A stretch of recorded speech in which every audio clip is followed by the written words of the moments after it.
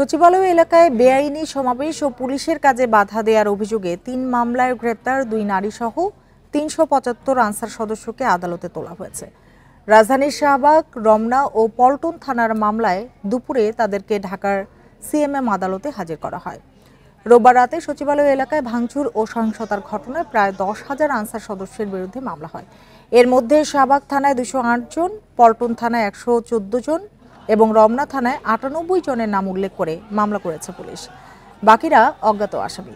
তাদের বিরুদ্ধে শিক্ষার্থীদের সাথে সংঘর্ষ, সেনা সদস্যদের আঘাত ও গাড়ি ভাঙচুরের অভিযোগ আনা হয়েছে। এর আগে বিভিন্ন দাবিতে রোববার রাত পর্যন্ত সচিবালয়ের কর্মকর্তা-কর্মচারীদের অবরুদ্ধ করে রাখেন আনসার সদস্যরা। পরে সমন্বয়কদের আহ্বানে শিক্ষার্থীরা সেখানে গেলে দুই পক্ষের মধ্যে সংঘর্ষ হয়। এতে প্রায় অর্ধশত শিক্ষার্থী ও আনসার সদস্য আহত হন।